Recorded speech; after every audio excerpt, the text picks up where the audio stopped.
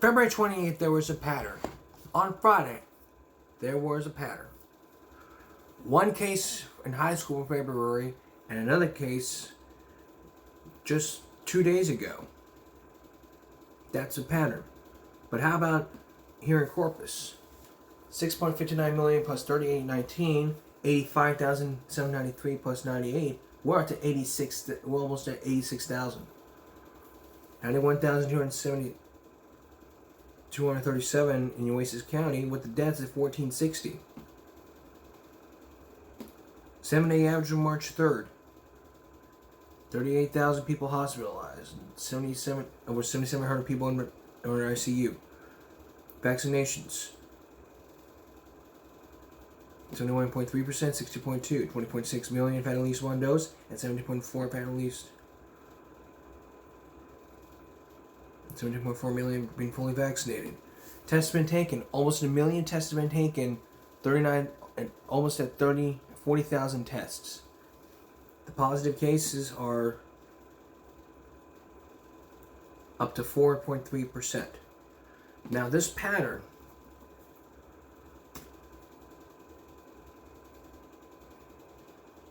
this was the first of this pattern.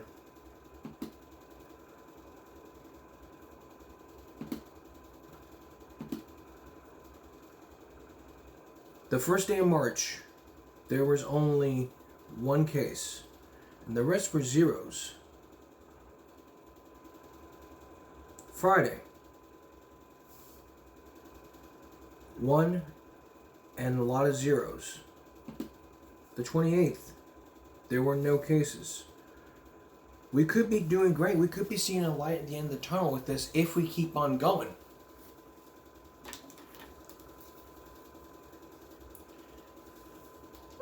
But as it turns out, a lot of people don't even care or don't even know about the vaccine. My guess is basically because they don't know what it is. Like I said, it's okay to ask questions about it. Several times, you gotta ask questions. You need to have prior knowledge of this. If you don't have prior knowledge, then what you're basically gonna end up doing is getting yourself unvaccinated.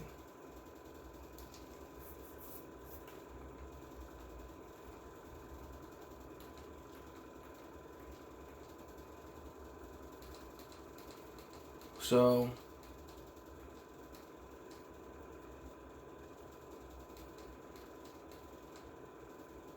let's look at the mask mandate rollback, which brings a sense of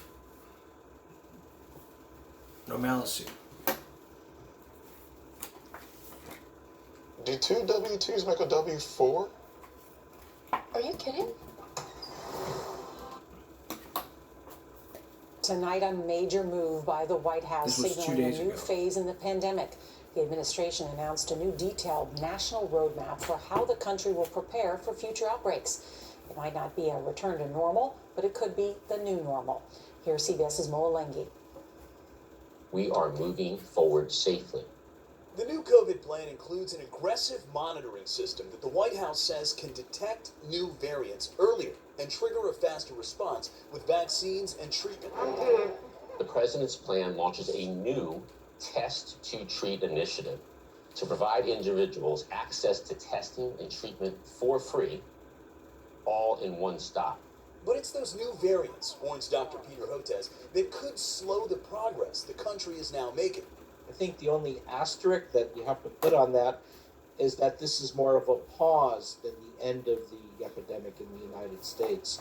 So many of us are anticipating the rise of another variant of concern. Still, Baltimore, Boston, and Philadelphia are dropping indoor mask requirements this week. Los Angeles County is expected to lift its indoor mandate Friday.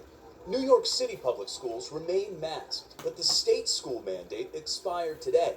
It's very exciting because we get to see each other's faces and how everyone's going to react to this is amazing. Today, Florida Governor Ron DeSantis admonished a group of students at the University of South Florida for wearing masks. You do not have to wear those masks. I mean, please take them off. Honestly, it's not doing anything. We got to stop with this COVID theater. So if you want to wear it, fine, but this is ridiculous. It's not Here ridiculous. in New York City, the mayor plans to make an announcement Friday about the public school mask mandate. Meanwhile, one possible game changer in the nation's effort to get back to normal is the White House's new Test to Treat initiative, which provides antiviral pills on the spot to those who test positive, Nora. Well, thank you. So now we know. If it goes through, we will know. But in the meantime, like I told you many times, masks, very important you wear these masks at the bridge of the nose, not down here, nor down here. Hand washing, hand sanitizing, social distance, transportation, bus, subways, airports. You need to follow those guidelines. Social distance. You enter 2, no masks. If you're quarantined, stay for 5 days. After the 5th day, get tested. Test it again. Yeah, test 2 times. Test the first time, you get positive. Stay quarantined for 5 days. 5th day, get tested. Don't leave your house during quarantine to take out the trash or to go get the mail. If you have a medical condition, let them know beforehand. And if you see masks on the ground, pick them up, throw them in the trash. It's littering. It can destroy the ecosystem. And once it destroys the ecosystem, then we don't know.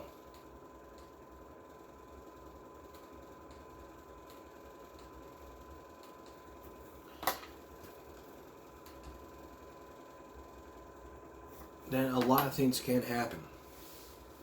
A lot. We can't have that. When we come back, Candace CameronBeret on the reaction of Bob Saget's death. And then later,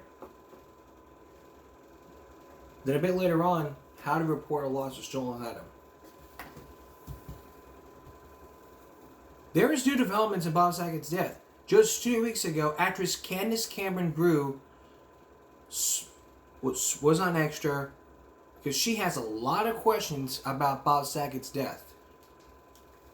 And last month she was on Access. We'll get to that in a minute. But I want to show you what I want to show you was her interview with Extra.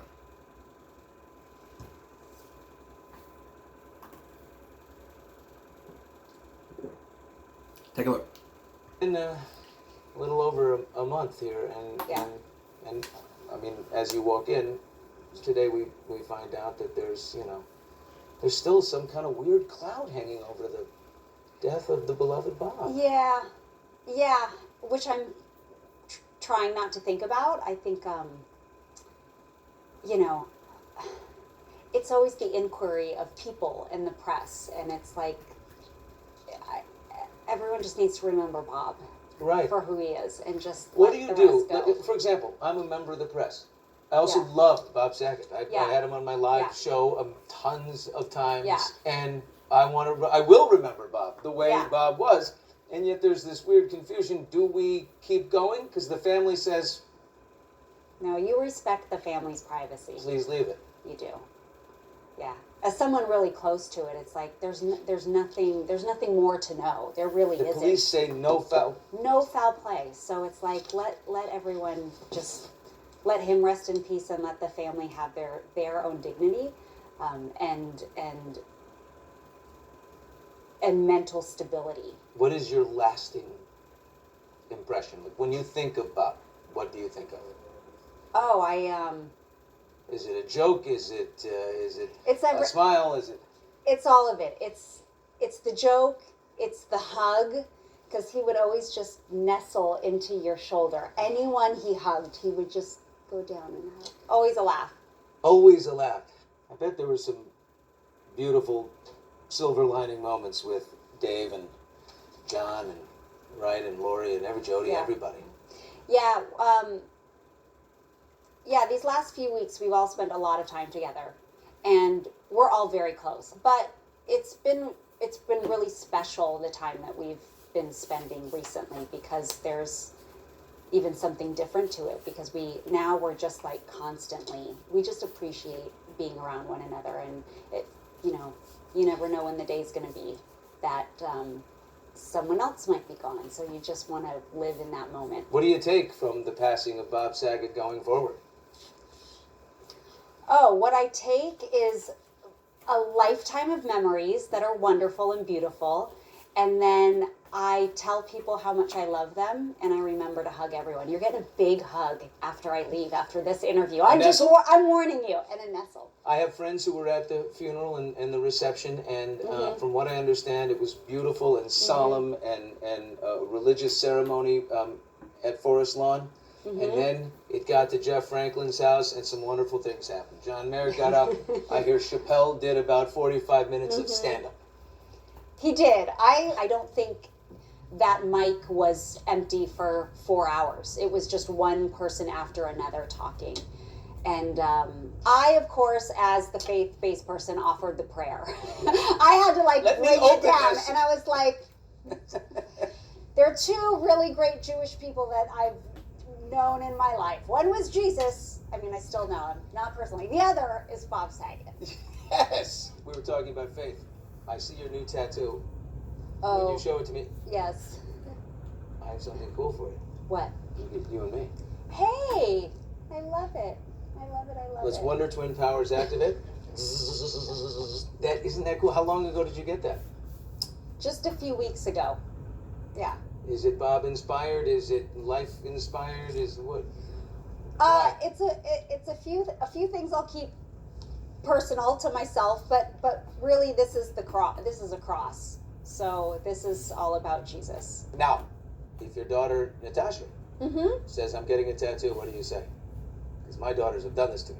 Oh, I'll be honest. I actually asked if she'd like to get one with me, and she said no. I'd never get a tattoo. Really? Oh, okay. Yes. So I was like, I'm that mom.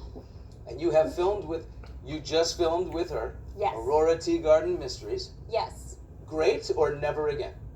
Oh, great. Oh, good. Great. Fantastic. Natasha's a wonderful actress. I actually was like, will you please be in my movie? And will you play the young version of Aurora Tea Garden? So there's flashback scenes. And she was like, of course I will. And it was great. And she's playing the character I've already established. So there was a lot of questions and talking, and she was asking, like, Mom, you know, how would Aurora say this? How would she think about this or move in this way? Because Aurora solves unsolved crimes. And she models for your QVC. Listen, Natasha's she'll be done with you soon. An incredible daughter that she does this for me. She does model. I don't even have to pay her, but she does a lot of favors for me. But she's got her own career and does quite well. Thank you for watching. If you want more extra, hit the subscribe button and the bell so you'll never... So that is the latest from Candace on Extra.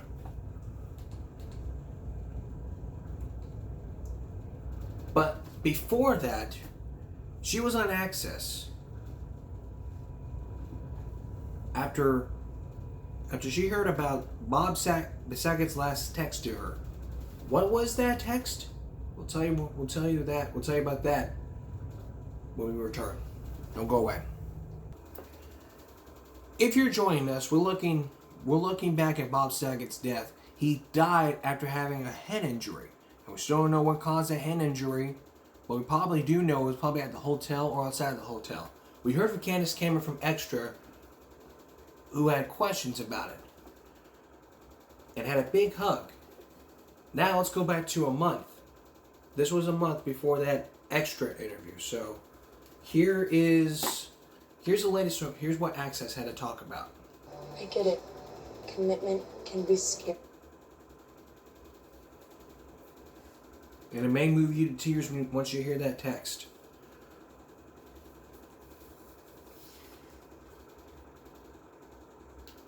Take a look.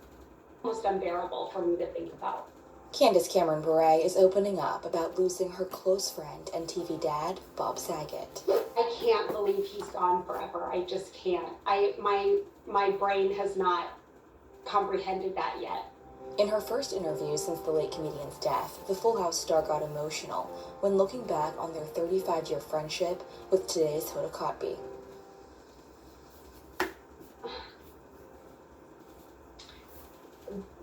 Bob was available and there for everyone that he knew.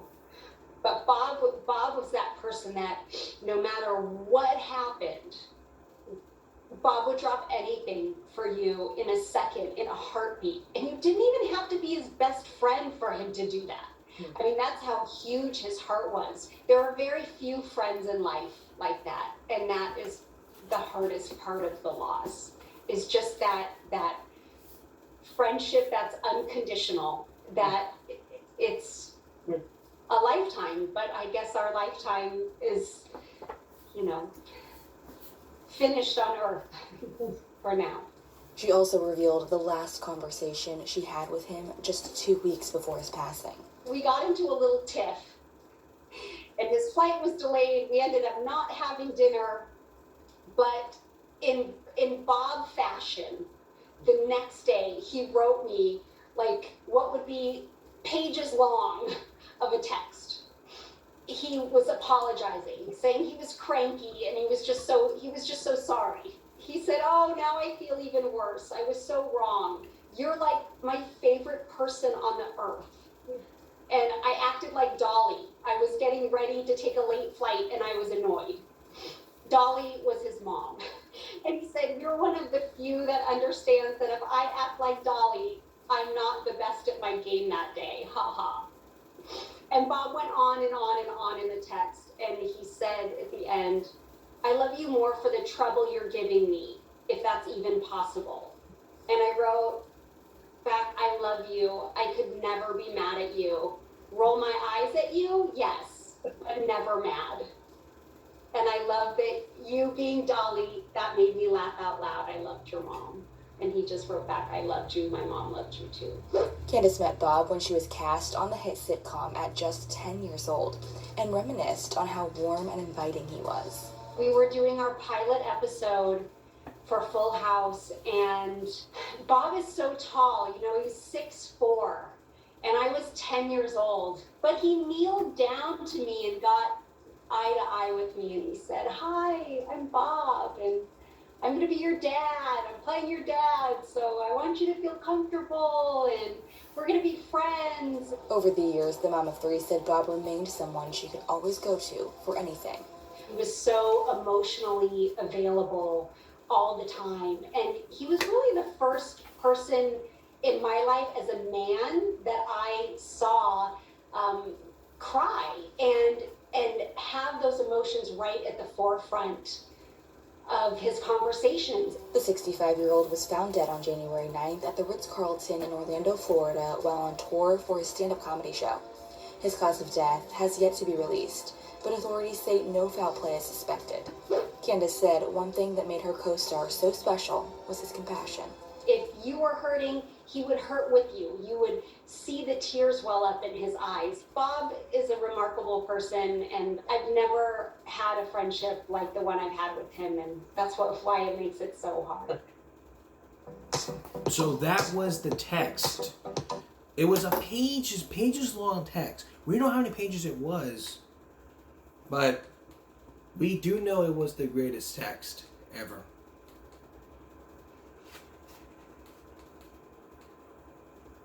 So, yeah, I mean,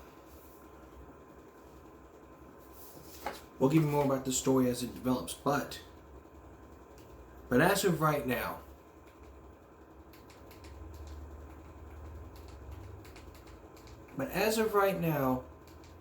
let's get into some very serious stuff.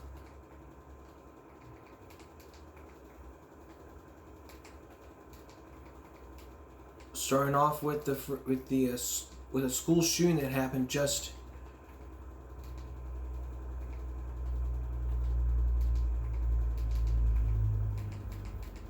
with our fire drills. Wow. As part of the safety break here at the show, we're dealing with a lot of safety issues and what you can do right.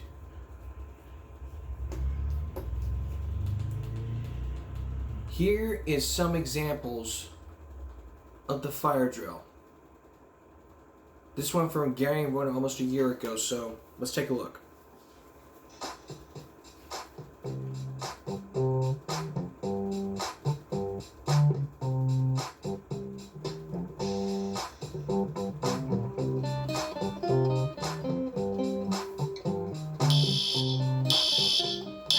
Now maybe loud. Once the alarm is sounding, the students stand up, go to their lineup. This is the lineup that they use for their fire drills.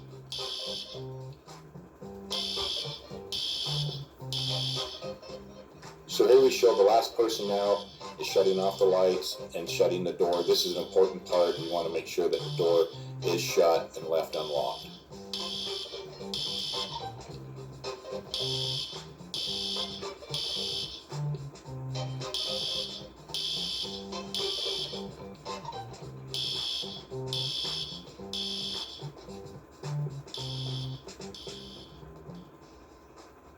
Here we're showing the class that's lined up out in a specific spot.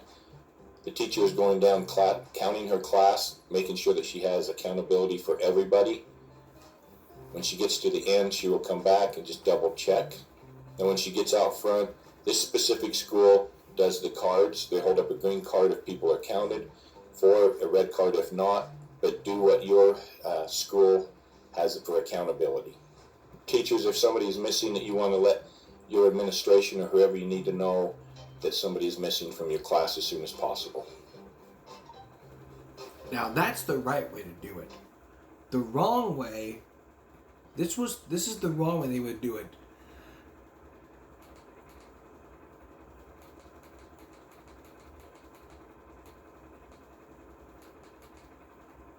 So here's a clip about the wrong way to do it.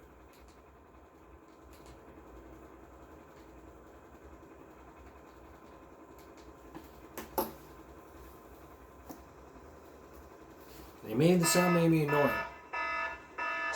Listen.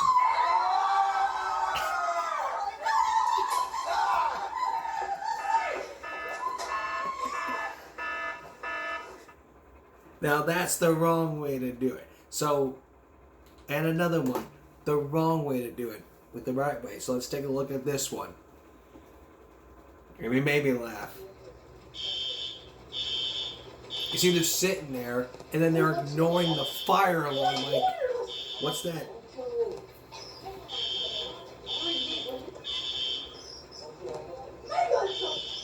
They're ignoring it, and then once they get up, it's like, oh my God, there's a fire!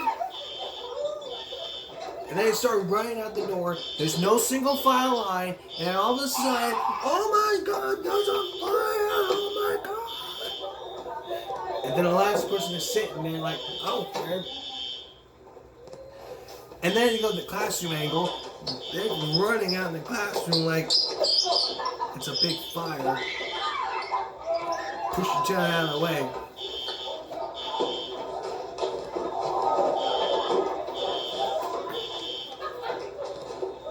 And she just sits there, does nothing. Third angle, right out.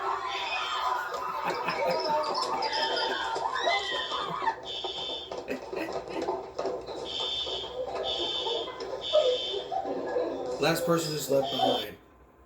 Now, here is the right way to do it.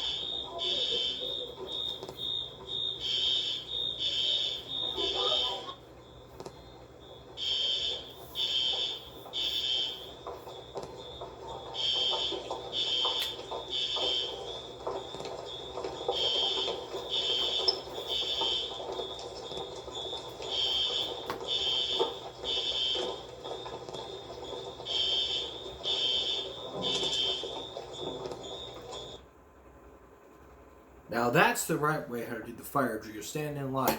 Now that's for teachers. If they want to do the card thing, then that's on them.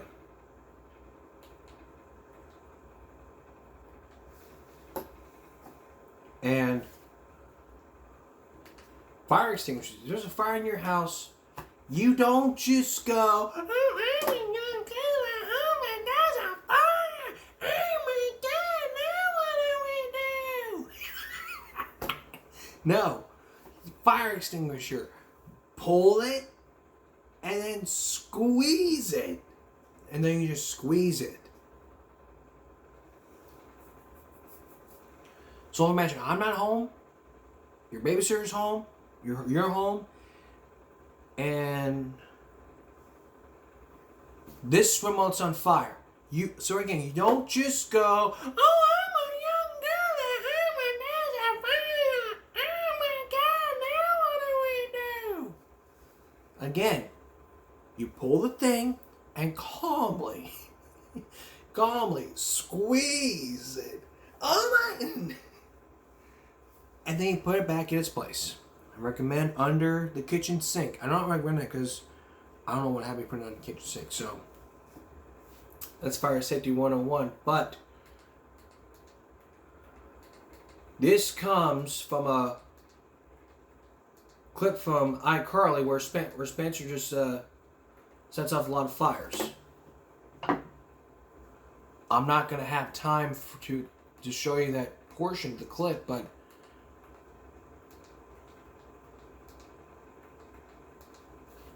I'll try to in just a moment. So that's our safety break. Talking about lockdown drills, tornado drills. We'll discuss tornado drills, get to that soon. And the fire drills. And again, if you're at home, there's a fire, don't be like, oh, I'm a young girl at home and there's a fire. Oh, now what do we do? Don't act like that. Just try to understand. If your place is on fire, call 911. If you don't have a fire extinguisher, invest in one. And invest in smoke detectors. Which brings us to what's going to be happening throughout this week. This week on the show, here's what's going to happen. Monday, we're going to have smoke detectors. What type of smoke detector should you get? That's on Monday. On Wednesday, we're going to focus on those tornado drills. And then on Friday, the biggest one ever. The question is, how can you survive a car crash? A plane crash. This was inspired from Dateline. This was from back in September 20, 1995. I bought this on eBay. It was a grateful help. I recommend you get it. I don't want to get it, but I recommend you watch it. And if I have the editing quality, I have the DVD, but if I can find a way to put it up on YouTube, okay. So I recommend we talk about this on Friday. So that's gonna be the line for this week. So that's all for this week, and that's all for this edition of Give Me a Break Saturday night going to Sunday. We'll see you again for Give Me a Break on Monday. For all of us here at YouTube and Give Me a Break, stay safe out there and have a good night. Stay safe out there and good night.